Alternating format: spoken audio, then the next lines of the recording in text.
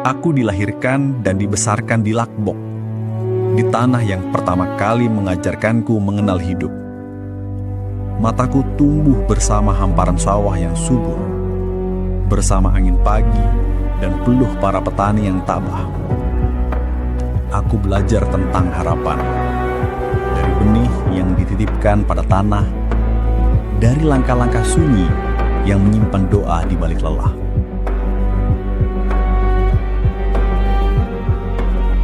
Hari ini, aku tak lebih dari seorang yang mencoba merangkai kenangan menjadi gerak dan suara, agar yang hilang tak sepenuhnya lenyap. Maaf jika karyaku penuh kekurangan. Ini hanyalah caraku menjaga yang tak ingin kulupakan.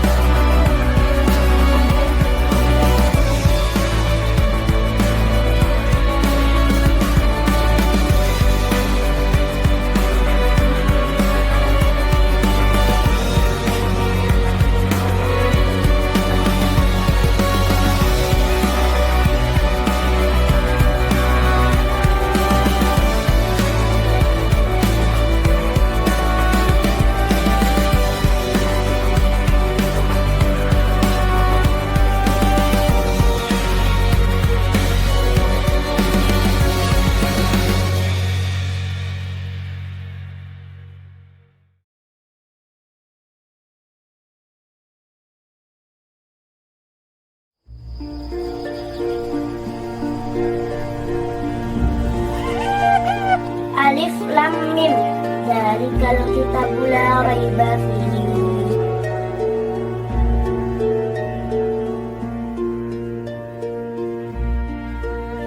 Mungkin seperti inilah gambaran Lakbok zaman dulu.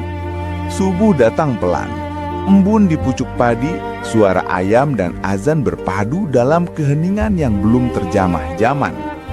Pagi membawa hidup, petani menuju sawah, tungku menyala, anak-anak bermain di sungai dengan tawa yang sederhana. Di sini, kesederhanaan adalah nafas sehari-hari. Siang hari, pasar menjadi nadi desa. Hasil bumi bertukar, bukan hanya dengan uang, tapi dengan saling percaya. Suara gerobak dan langkah kaki membuktikan bahwa hidup terus berjalan meski dunia jarang menoleh ke Lakbok. Sore, matahari jatuh di atas sawah menguning. Bau tanah, peluh dan angin menjadi saksi keteguhan mereka yang tak menyerah. Malam tiba, obor dan Petromax menerangi jalan pulang. Di saung bambu, cerita mengalir pelan. Tak ada kemegahan, namun ada damai yang tak bisa dibeli. Inilah Lakbok tempo dulu, sederhana, kecil di peta, tapi besar di hati. Dan sekarang kita akan flashback ke ratusan tahun sebelumnya yang akan membawa kita jauh ke masa VOC.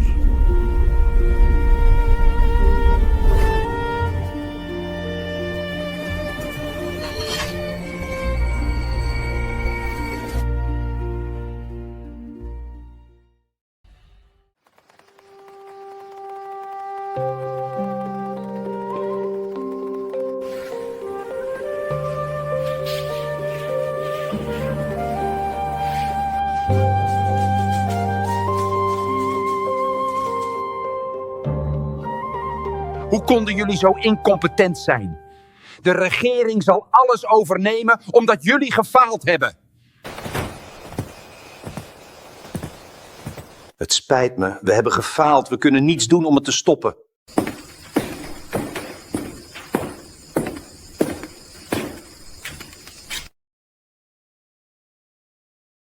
Tuan, ini minumannya.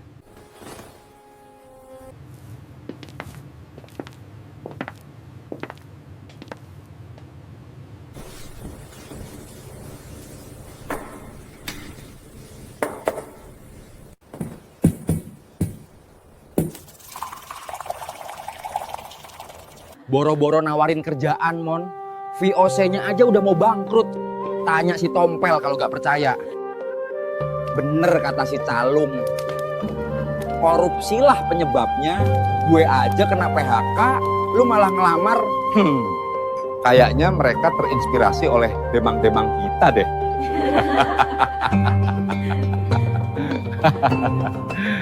Betul, Mon. Siapa sih orangnya yang gak doyan duit?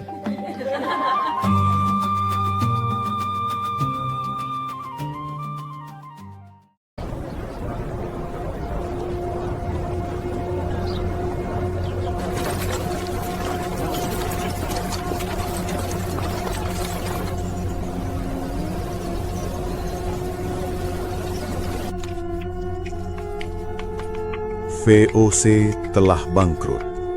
Namun itu bukan berarti penjajahan telah usai.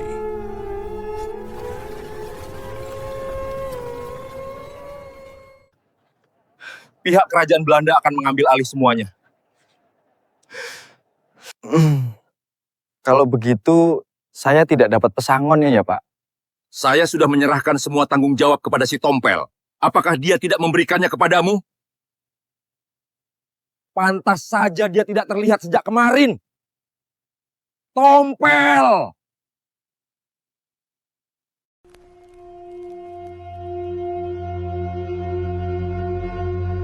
Pada tahun 1800 Masehi, pemerintah kolonial Belanda mendirikan Hindia Belanda sebagai pengganti VOC yang telah dinasionalisasi.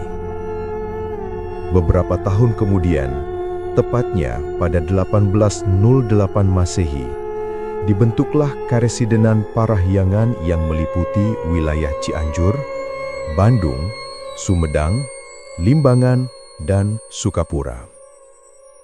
Pada awal abad ke-19, wilayah Galuh pun dimasukkan ke dalam Karesidenan yang sama.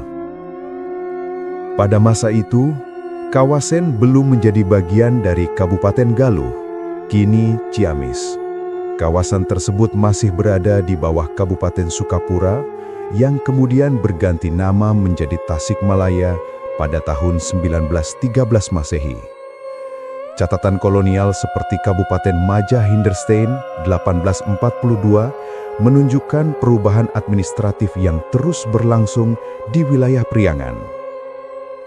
Memasuki dekade 1930-an, sekitar tahun 1935 Masehi, wilayah Kawasen dan sekitarnya akhirnya dimasukkan ke dalam Kabupaten Galuh, yang pada masa pemerintahan Raden Tumanggung Arya Sastrawinata 1914 sampai 1935 Masehi berganti nama menjadi Ciamis.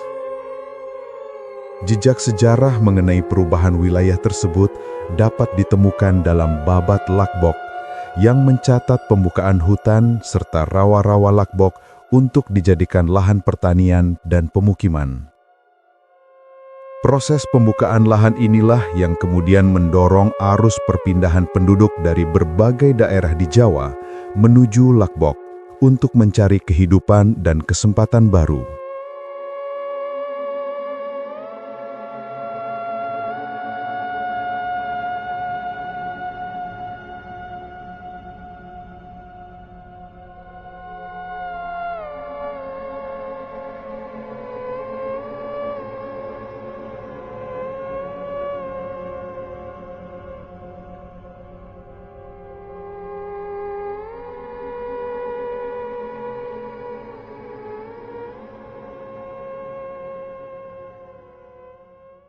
Ratusan tahun kemudian, sekitar tahun 1920-an. Kekeringan ini tak tertahankan lagi. Lahan kering, panen gagal lagi. Saya merasakan hal yang sama, kawan. Kau tidak sendiri. Saya tidak tahu harus berbuat apa lagi, makan di rumah paling sehari sekali, itu pun sedikit. Kamu masih beruntung. Di luar sana banyak yang mati karena kelaparan. Kita harus tabah menghadapi semua ini. Bersabar, karena setelah kesulitan, pasti ada kemudahan. Hei, lagi santai nih. Ya beginilah, akibat sawah garapan kering kerontang dihantam kemarau. Mau kemana, Kang? Kok bawa cangkul? Apa yang mau dicangkul? Aku bawa cangkul untuk ditukar dengan beras. Kasihan anak istriku belum makan dari kemarin sore.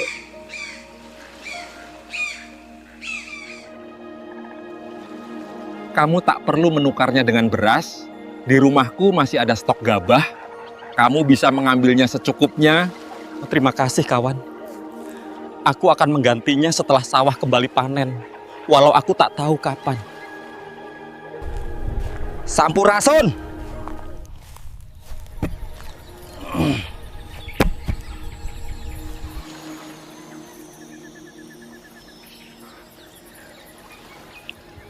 Dari mana, Kang? Kok bawa kampak segala? Habis nebang pohon. Jadi kulinya Abah Kardun. Maaf, mau tanya, saya boleh ikut kerja gak ya? Perekonomian keluarga lagi sulit nih. Boleh saja. Kebetulan Abah Kardun lagi butuh 3 orang karyawan. Bagaimana dengan Kang Sombe? De Chandra? Apa mau ikut juga? Pikirkan masa depan kita. Hanya dengan menebang beberapa pohon, kita bisa mengubah hidup. Tapi itu salah. Saya tidak bisa melakukannya. Risikonya terlalu besar. Setiap pekerjaan pasti ada resikonya. Memang itu hutan negara, tapi negaranya yang bikin orang asing. Daripada pepohonan itu dimanfaatkan bangsa asing, lebih baik kita yang memanfaatkannya.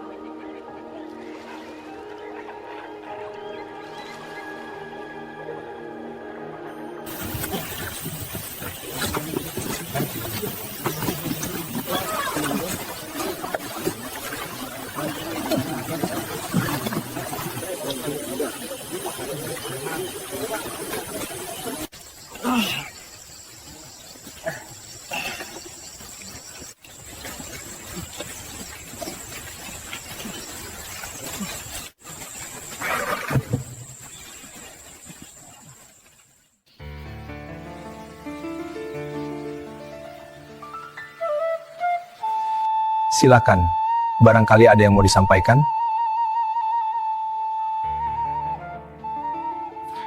Mohon izin Raden. Iya, silakan. Raden, ini tentang aktivitas penebangan liar di kawasan selatan. Penebangan liar seperti apa yang kamu maksud? Pepohonan di kawasan hutan negara telah ditebangi tanpa izin Raden. Kenapa mereka begitu berani melakukan hal itu? Semua ini karena lapar. Lapar? Ya benar Raden. Mungkin ini sudah takdir. Akibat kemarau panjang, banyak ladang dan sawah gagal panen. Saya harap Raden mengambil tindakan. Baiklah, saya akan turun langsung ke lokasi, mencari solusi terbaik. Terima kasih, Raden. Mulai besok, perintahkan anak buahmu untuk lewat jalur utara. Apa ini tidak terlalu berisiko? Sudah, ikuti saja apa kata saya. Kalau begitu, lebih baik saya berhenti. Kamu kenapa? Apa bayarannya kurang? Saya ingin berhenti dari pekerjaan ini. Kamu adalah anak buah terbaik, jangan berhenti. Tidak, menebang pohon tanpa izin. Saya tak ingin dihukum nantinya. Jangan khawatir, saya punya orang dalam. Tekad saya sudah bulat, saya tetap mau berhenti. Baiklah kalau itu mau kamu, ingat, tidak ada pesangon. Ya.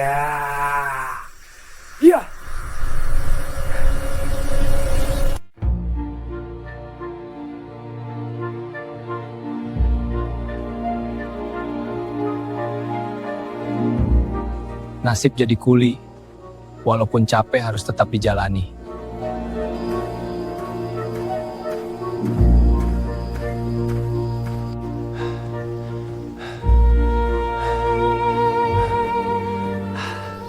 Woi, saling! Hah, sepertinya ada yang memanggil. Ya, aku memanggilmu. Lihat ke sini. Oh, Raden Giri.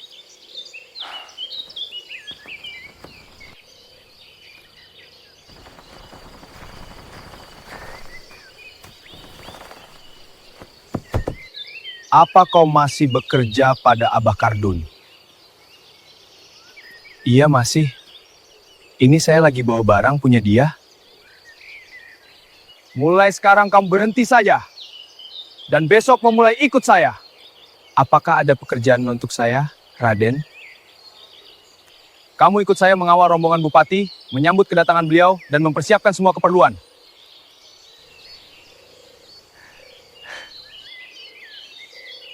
Baiklah, Raden. Siap!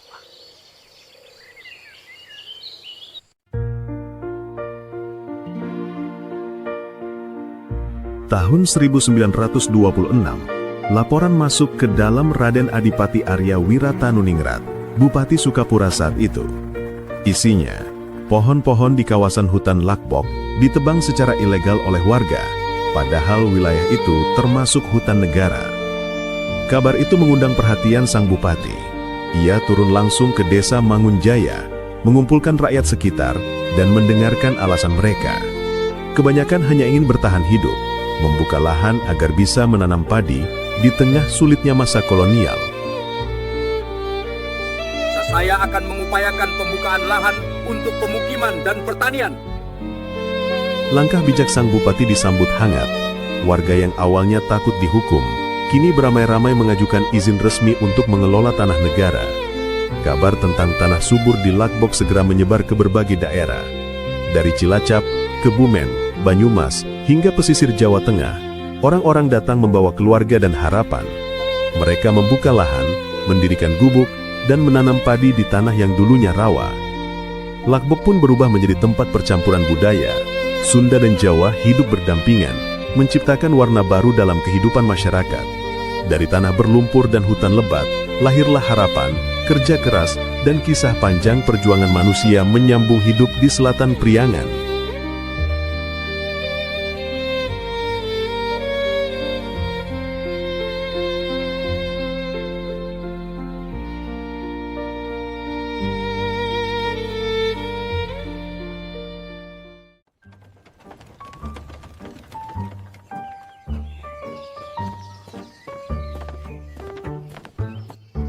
Saya dengar ada lahan baru di barat.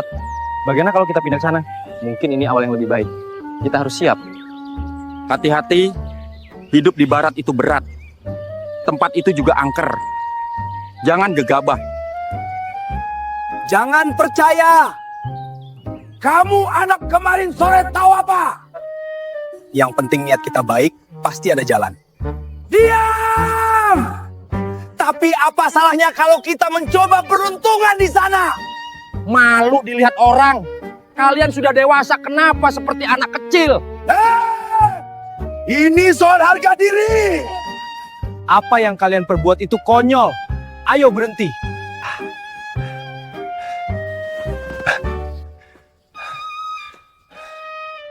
Saya tidak terima.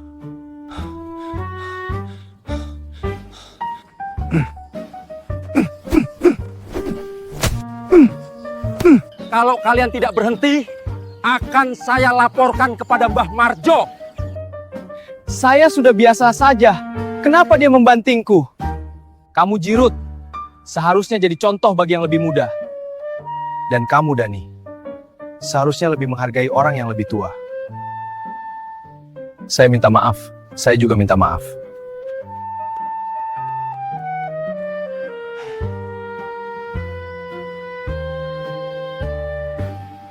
Hari-hari ini sungguh berat. Badan capek, hati makin lelah. Iya, hidup begini terus. Kayaknya nggak ada harapan. Di tengah kesulitan ini kita harus hidup optimis. Kehidupan selalu memberi harapan meski di tempat yang paling kering sekalipun. Lahan ini sudah tandus, tidak ada harapan lagi. Kita tidak bisa lagi menanam apapun di sini. Ya. Saya punya info tentang adanya pembukaan lahan baru di kawasan Sukapura. Kita orang Cilacap sementara di sana masuk Kabupaten Sukapura. Apakah bisa? Apakah mungkin? Kita harus pikirkan baik-baik. Tentu saja bisa, karena ini berlaku untuk siapa saja yang mau menggarapnya. Kita harus mempertimbangkan menggarap lahan baru. Tanah ini sudah terlalu kering. Lihat nanti apakah kita punya cukup tenaga dan sumber daya. Pasti kita bisa. Sing penting yakin. Benar katamu. Kita harus tetap bersama. Baiklah, kita berangkat bersama. Dulu orang tua saya bilang, di situ suka ada cahaya aneh malam-malam. Ih Aki, zaman udah maju gini juga masih aja percaya begituan. Sekarang mah udah ada insinyur sama orang Belanda yang bantu ngatur aliran air. Gak usah takut lah. Ya, tapi tetep Neng, biar maju juga, tanah itu kudu dihormatin. Rawa tuh bukan cuma lumpur, tapi hidup, paham? Bener juga, Ki. Tapi kalau bupati sendiri yang suruh, ya masa kita nolak? Kan katanya buat kebaikan rakyat Ciamis juga. Saya mah masih inget waktu kecil, ada kerbau tenggelam di situ, gak pernah ketemu lagi. Dari obrolan sore di saung bambu itu, kabar mulai menyebar. Di tiap rumah orang membicarakan lahan di timur. Ada yang gembira, ada yang cemas. Tak ada yang tahu, tanah itu menyimpan kisah lama yang belum selesai. Dulu tempat itu rawa angker, tanahnya bisa terbakar saat kering dan menelan apa saja saat basah. Kini mereka datang dengan harapan, tak sadar masa lalu belum sepenuhnya pergi.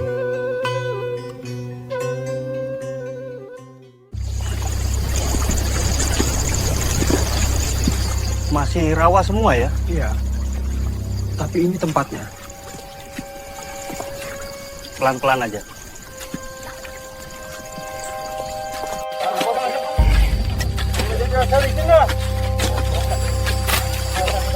Hati-hati licin. Yuk dilanjut.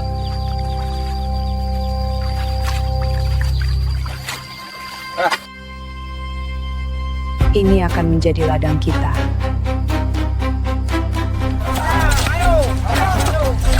Terus, jangan berhenti. Ini tanah kita. Hidup. Tanah ini akan dibuka untuk pemukiman baru.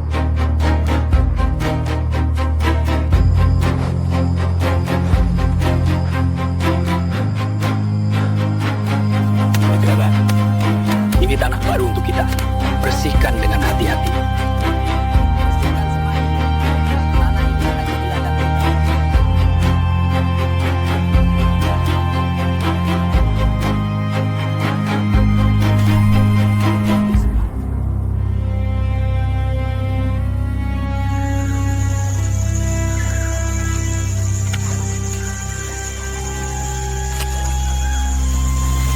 Jangan, yang ini aja, biar tetap hidup. Apa ini di sini?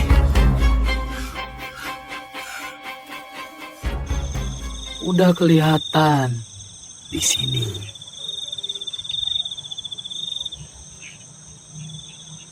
Mudah-mudahan jadi kampung.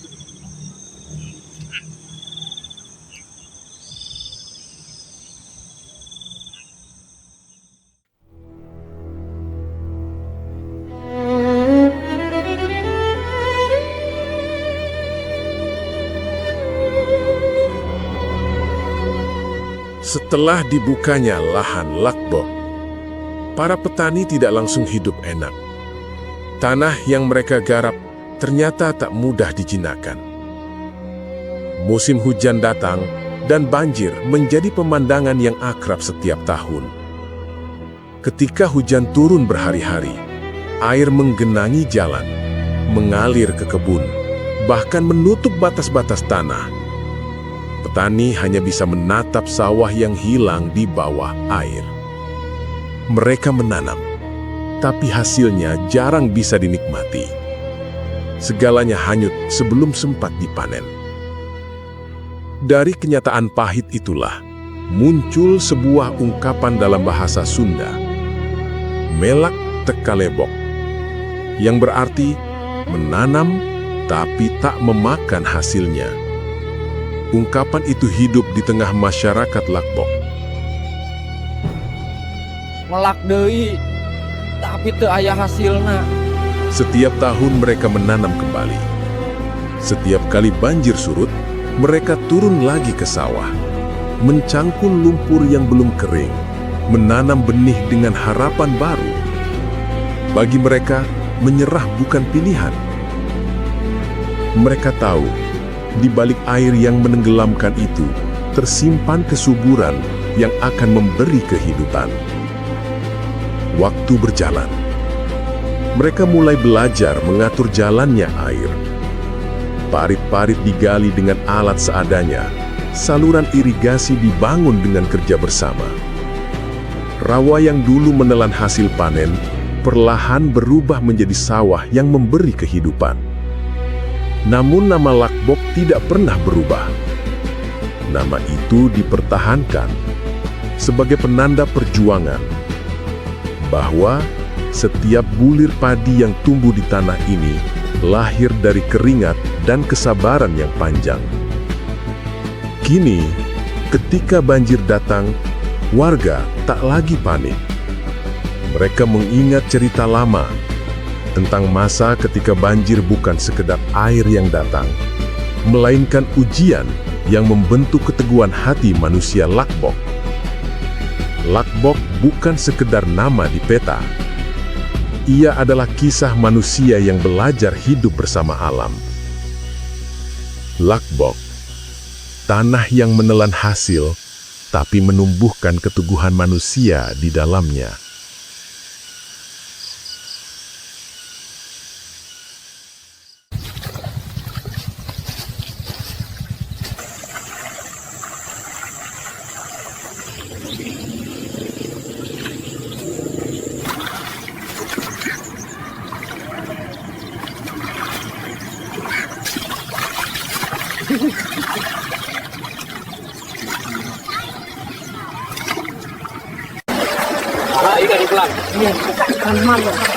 Angkat, bagus penuh semua. Mantap hasilnya. Terus aja di sini. Rezeki pagi. Cantik-cantik ikannya, lihat warnanya. Hati-hati durinya.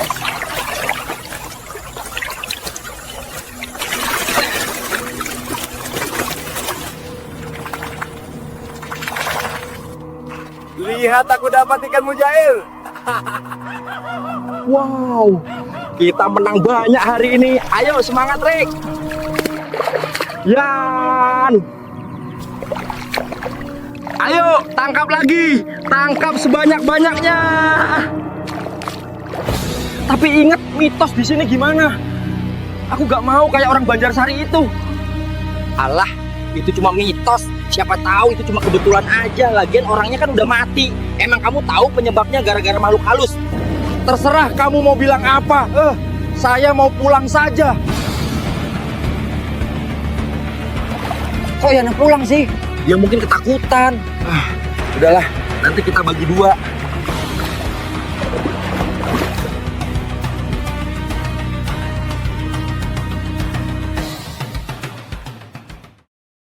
Setelah banjir surut, Lakbok kembali dipenuhi ikan yang tertinggal di rawa dan sawah tergenang. Warga datang menangkap secukupnya, mengikuti pesan lama. Jangan serakah, jangan mengambil berlebihan. Konon, siapa yang tamak bisa tertimpa malapetaka. Namun tetap saja, ada orang yang melampaui batas. Ia menangkap ikan jauh lebih banyak dari yang dibutuhkan. Tak lama kemudian, ia meninggal. Entah kebetulan atau tidak, hanya Sang Pencipta yang benar-benar tahu. Dari kisah itu, warga selalu mengambil pesan moral. Jangan serakah. Karena rezeki bukan hanya untuk diri sendiri, masih banyak orang lain yang membutuhkan.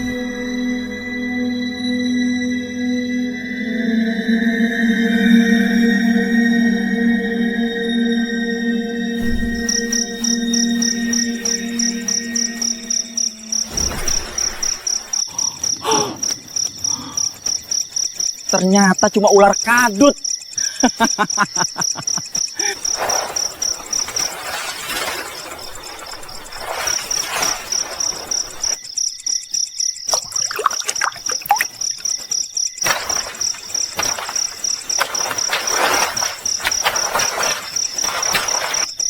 Wah,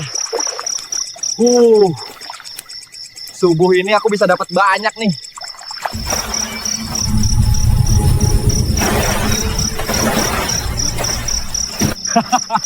Sorry. Jangan pada iri kalau gue panen ikan, bro.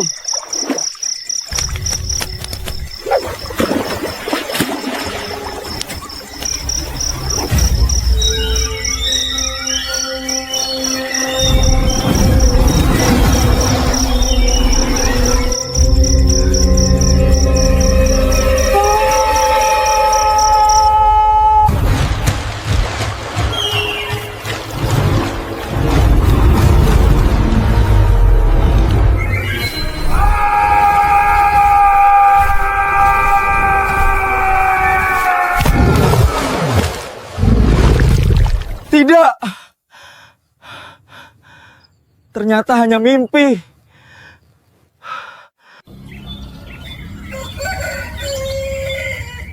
Kasihan si Acil. Dia mimpi dikejar buaya bermata hijau. Pasti sebelumnya dia sudah menangkap ikan di kawasan rawa keramat ya. Berpikir positif aja, mungkin dia kecapean. Kamu boleh gak percaya, tapi beberapa teman saya pernah melihat penampakan seperti buaya di situ. Benar kata Sutiman. Menurut cerita turun-temurun, kawasan itu memang dihuni makhluk goib. Bukannya saya gak percaya. Siapa tahu itu cuma halusinasi saja. Udahlah, daripada berdebat, mending kita pulang, habisin kopinya.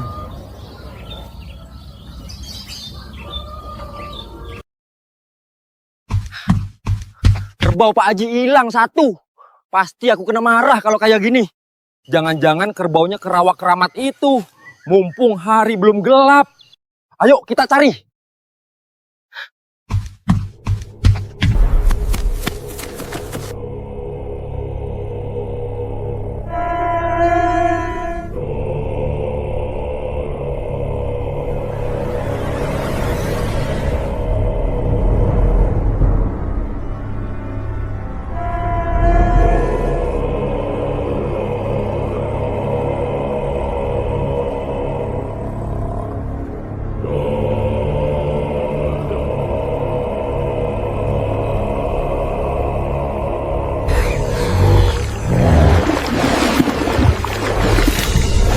Lihat itu, Bon.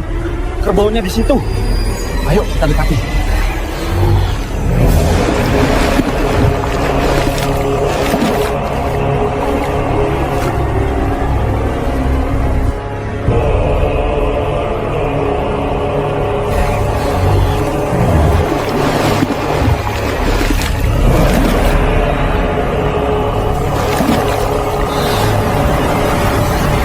Jangan mendekat. Ayo pulang! Beberapa hari kemudian, bumi mulai terbakar. Api muncul tanpa bara, tanpa minyak.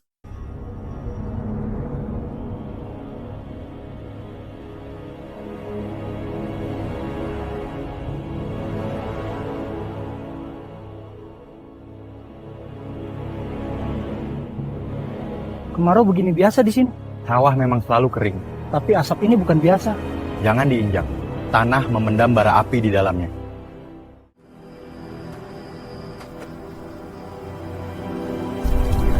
Jalan hati-hati, nanti bisa terperosok. Ya, saya juga hati-hati, Kang.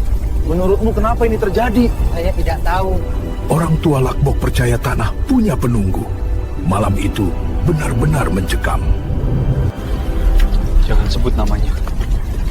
Takut ya. Api itu ikut kita. Ini bukan api biasa.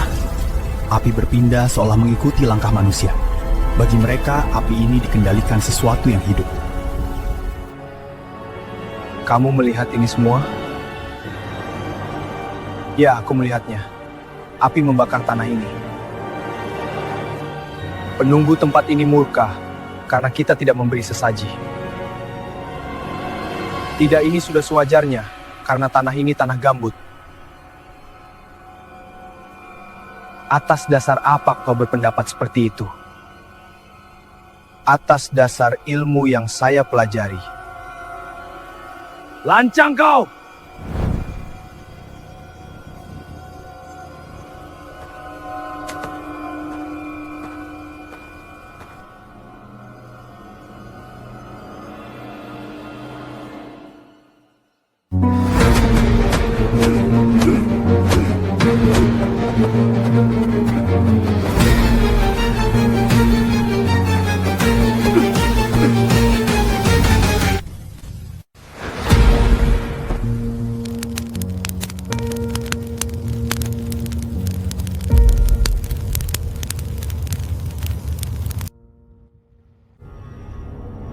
Tanah gambut adalah tanah yang terbentuk dari sisa-sisa tumbuhan yang membusuk selama ratusan tahun. Di musim kemarau, lapisan gambut yang kering berubah menjadi bahan bakar alami. Mudah terbakar, bahkan bisa menyala hanya karena percikan api kecil. Api merambat di bawah permukaan, membakar akar dan lapisan tanah dalam diam hingga sulit dipadamkan. Namun, ketika musim hujan tiba, tanah yang sama berubah menjadi rawa berlumpur. Lapisan gambut yang gembur dan jenuh air menjadi perangkap mematikan.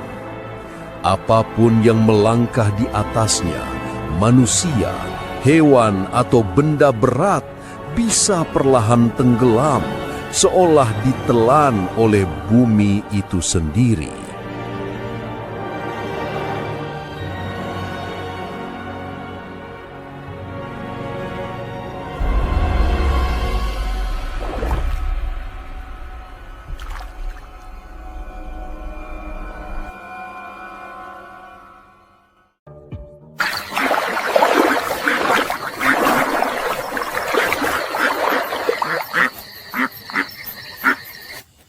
Apakah Akang tahu legenda rakyat yang ada pertaliannya dengan Lakbok? Kisah tentang Ciung Wanara dan Rawa Onom. Bisakah Akang menceritakannya sekarang?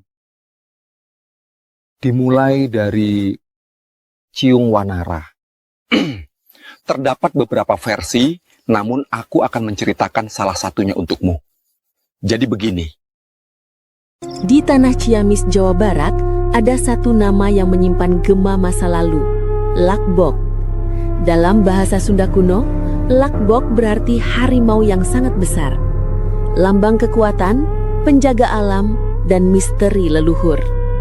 Nama ini bukan sekadar sebutan wilayah, tetapi jejak dari sebuah kisah yang menautkan mitos dan sejarah antara legenda Ciung Wanara dan asal mula Karang Kamulian, pusat dari kerajaan Galuh yang pernah berdiri megah pada abad ke-7 Masehi. Karang Kamulian diyakini sebagai tempat berlangsungnya adu ayam legendaris antara Ciung Wanara dan Haryang Banga.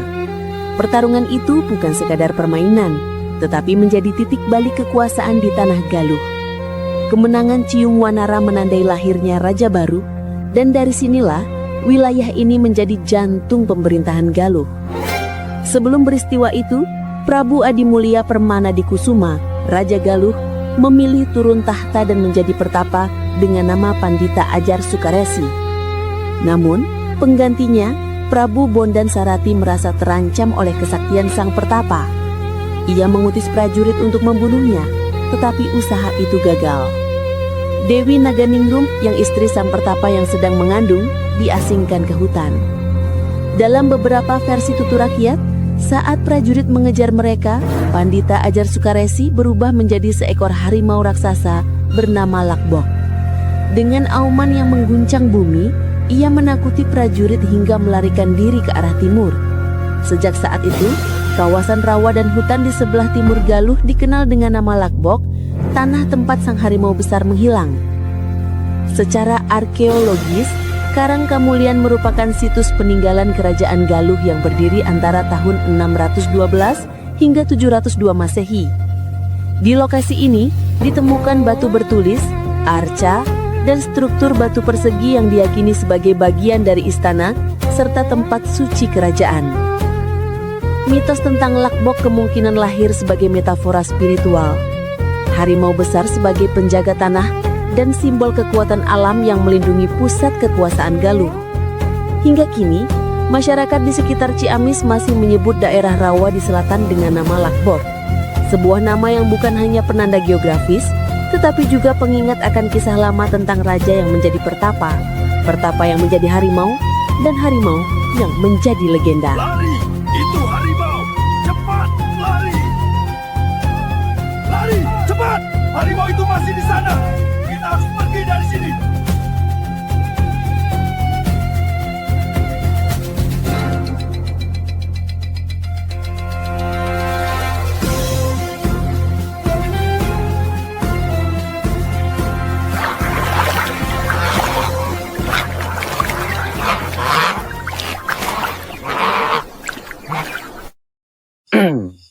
Gitu ya kan.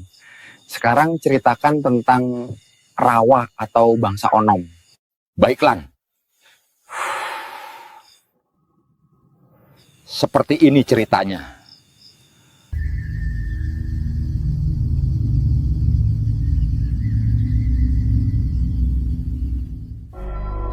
Setelah masa kejayaan kerajaan Galuh, muncul kisah yang tak terpisahkan dari sejarah Ciamis, legenda Rawa Onom. Konon, di balik kemegahan pemerintahan para bupati Galuh, tersembunyi sosok gaib yang dikenal dengan nama Onom. Onom bukan sekedar cerita rakyat, melainkan bagian dari keyakinan yang hidup di tengah masyarakat. Diyakini, para bupati Galuh memiliki hubungan khusus dengan makhluk ini. Bahkan dalam beberapa peristiwa penting, Onom disebut ikut membantu mereka menjaga negeri dari mara bahaya. Ketika Raden Adipati Kusuma Diningrat atau yang dikenal sebagai Kanjeng Prebu memimpin Ciamis pada akhir abad ke-19, masa itu menjadi puncak kemakmuran. Irigasi dibangun, bendungan dibuat, dan lahan-lahan pertanian terbuka luas. Namun, di balik kerja keras manusia, masyarakat percaya ada kekuatan tak kasat mata yang ikut menjaga keseimbangan. Itulah Onom. Dalam setiap hajatan di pendopo, selalu disiapkan hidangan khusus untuk Onom. Disembunyikan di ruang belakang, ditutup daun kelapa. Hanya kuncen ranca Onom saja yang boleh memasukinya. Kuncen itu mengenakan pakaian dari kain goni yang koyak dan mengenakan kukusan di kepalanya. Tradisi itu bukan sekedar simbol penghormatan, melainkan wujud hubungan antara dunia nyata dan dunia gaib. Hubungan itu bahkan diyakini terus berlangsung turun-temurun. Beberapa bupati Ciamis setelahnya tetap menyediakan ruangan kosong di pendopo, tempat yang konon menjadi singgasana Onom.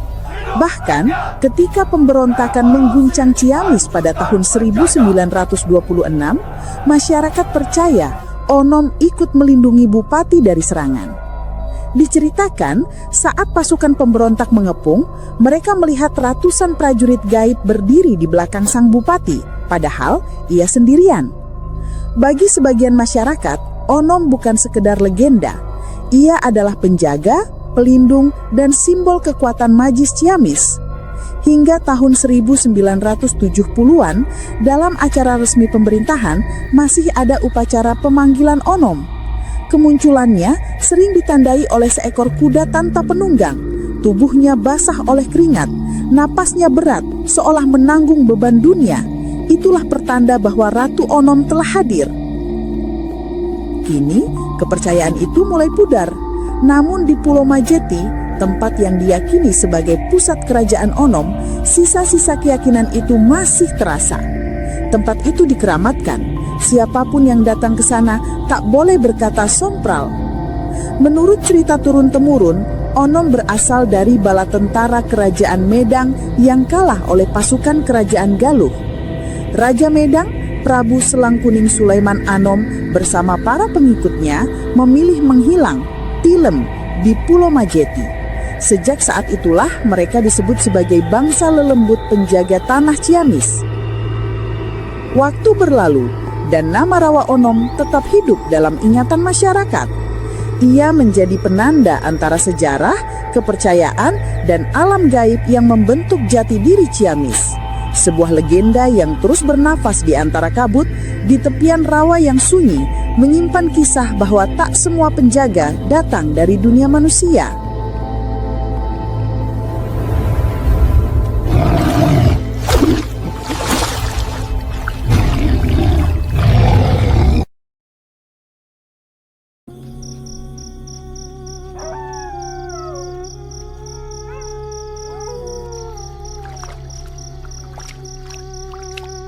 Tempat ini terasa berbeda malam ini.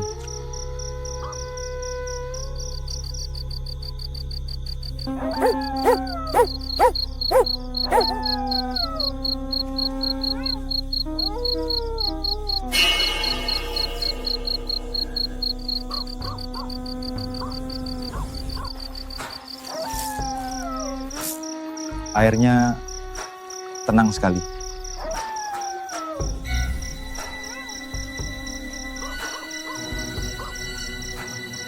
Tarik pelan-pelan.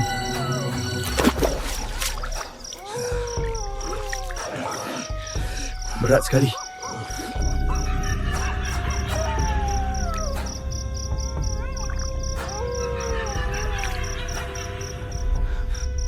Jangan dibawa pulang.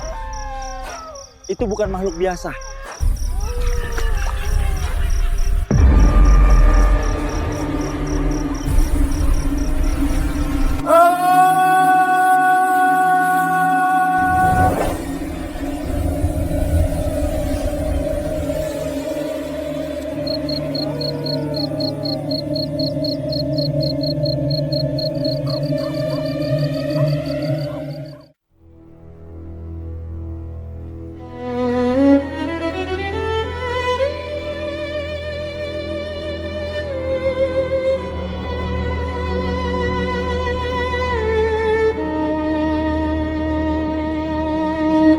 Hari ini aku merasa begitu bahagia. Pemandangan ini, udara segar, semuanya terasa sempurna. Betul yang kau ucapkan, walau sebelumnya jalan yang kita lalui tidaklah mudah. Semoga hasil jerih payah kita membawa kebaikan. Tak terasa sekarang sudah tahun 1949. 19 tahun kita mengadu nasib di sini, merasakan pendudukan Jepang sampai akhirnya merdeka. Tapi untungnya kita yang di sini tidak terlalu merasakan dampak penindasan dari Nippon seperti di daerah lain. Ya, mungkin daerah ini tidak dipandang sebagai lahan potensial. Maklum karena masih rawa. Tapi setelah merdeka, negara kita menghadapi pemberontakan dari bangsa sendiri. Mereka yang memberontak karena ingin menegakkan ideologi komunis seperti Musso. Dan seperti Kartosuwiryo dan orang-orang Permesta merasa kecewa dengan pemerintah kita yang masih sumur jagung.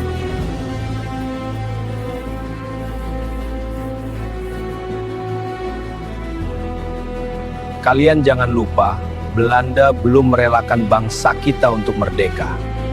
Benar, apa yang kau ucapkan.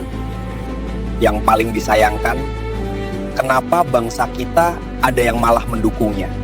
Tapi jangan salah. Akan tiba masanya bangsa kita sendiri yang lebih merusak, menguras, dan merampok.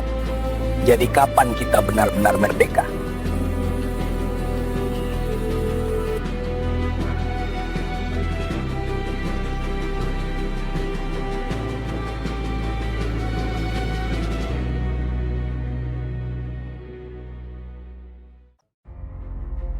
Suatu malam, seorang petani menghilang di rawa. Cangkul dan sandalnya tertinggal di tepi air. Penduduk desa percaya tanah menelannya bulat-bulat. Roh buaya membawa jiwanya ke kedalaman. Dia melanggar pantangan, menebang pohon leluhur.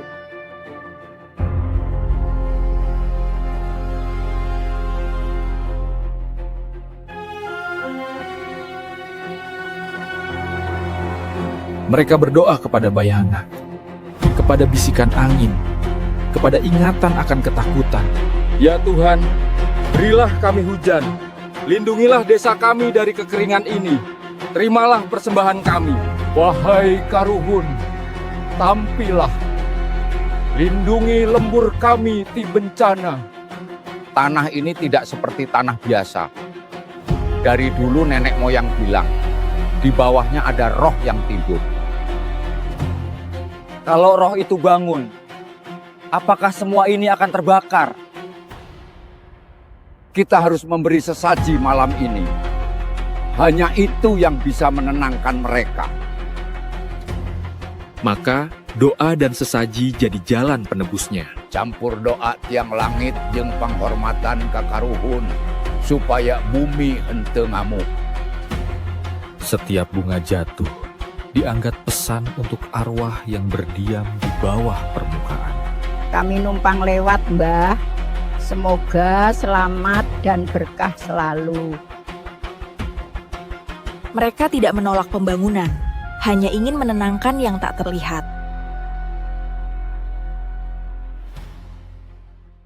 Saya dengar arca di sebelah barat suka dipakai ritual ya? Iya Pak, benar Pak.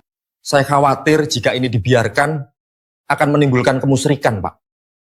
Daripada jadi penyebab kesesatan, lebih baik kita bereskan saja tempat itu. Hancurkan!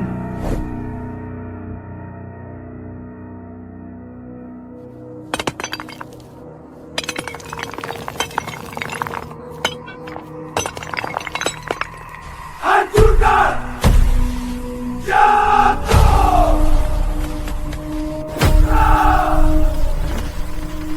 Satu, dua!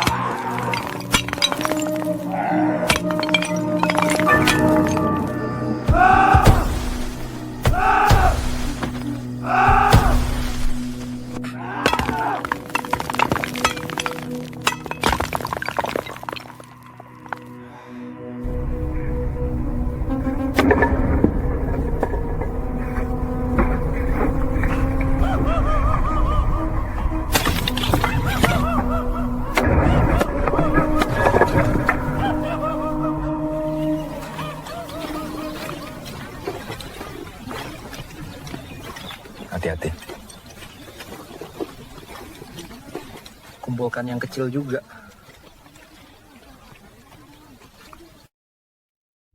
Di wilayah desa Sukanegara, terdapat sebuah lokasi kecil yang menyimpan jejak masa lalu yang hampir terlupakan. Tempat ini oleh sebagian warga dikenal sebagai Kelapa Kuning, sebuah situs sederhana yang merekam tinggalan dari masa lampau. Di tengah kebun milik warga, berdiri sebuah bangunan kecil beratap berukuran kurang lebih 3 kali 4 meter. Bangunan ini difungsikan sebagai tempat penyimpanan berbagai benda peninggalan sejarah yang ditemukan di sekitar lokasi. Pada masa lalu, benda-benda tersebut ditemukan dalam keadaan tersebar di area terbuka. Atas kesadaran warga setempat, peninggalan itu kemudian dikumpulkan dan diamankan ke dalam bangunan pelindung agar tidak hilang maupun rusak. Berdasarkan penuturan warga, sekitar tahun 1965 terjadi peristiwa yang menyebabkan kerusakan pada sebagian benda. Saat itu, pihak pemerintahan setempat mengambil kebijakan untuk membersihkan lokasi karena khawatir tempat tersebut disalahartikan oleh masyarakat. Akibatnya, banyak fragmen yang rusak dan kini hanya tersisa dalam bentuk pecahan. Kini, seluruh benda tersebut tersimpan dalam keheningan. Tempat ini menjadi ruang pertemuan antara waktu, ingatan, dan upaya masyarakat dalam menjaga jejak sejarah yang tersisa sebagai pengingat bahwa peradaban masa lampau pernah hadir dan turut membentuk kehidupan di wilayah ini.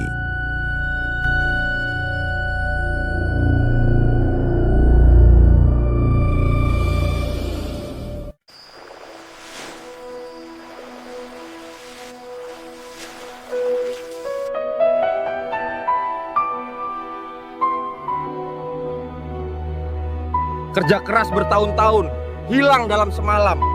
Air tidak hanya mengambil hasil panen, tetapi juga masa depan kami.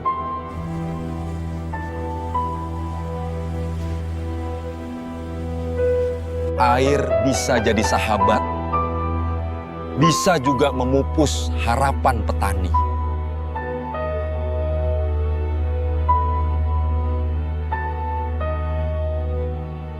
Anak-anakku, kita harus menjaga alam ini. Jika hutan rusak di hulu, banjir pasti datang menghancurkan kita di hilir.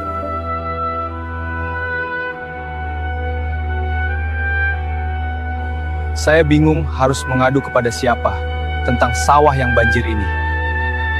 Hadirin sekalian, saya berdiri di sini, di jantung sawah Lakbok. Bukan untuk berkeluh kesah. Saya hanya ingin menyampaikan aspirasi dari mayoritas petani yang merasakan langsung dampaknya.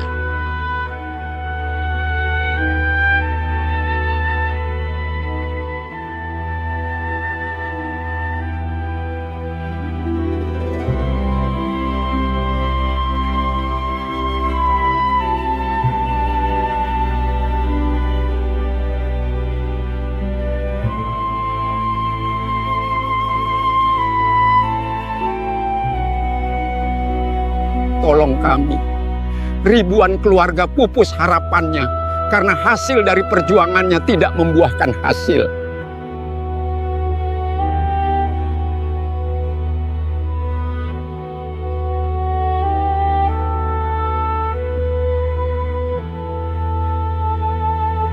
Semoga Bapak Prabowo dan Kang Deddy Mulyadi melihat tayangan ini.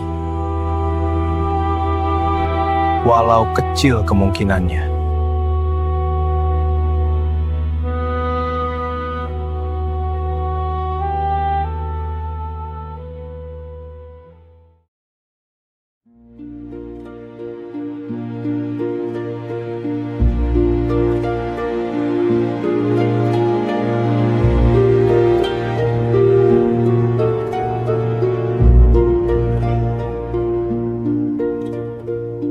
Di tempat ini, banyak mimpi pernah berhenti sebelum sempat berjalan. Banyak langkah mundur karena takut melangkah maju. Tapi hari ini berbeda. Hari ini, kita memilih untuk bangkit. Karena daerah ini bukan sekadar titik di peta. Ini adalah identitas, sejarah, dan masa depan kita. Kita tidak menunggu datangnya pahlawan dari luar. Kita yang akan berdiri, kita yang akan berubah. Kita mulai dari langkah kecil, dari apa yang ada, dengan keyakinan sederhana. Masa depan dibangun oleh mereka yang tidak lelah mencoba. Daerah ini mungkin kecil di mata dunia, tapi di hati kita, disinilah segalanya dimulai. Perjalanan belum selesai, namun dari sini kisah itu ditulis. Bersama, bukan sekadar bermimpi, kita pulang untuk membangun.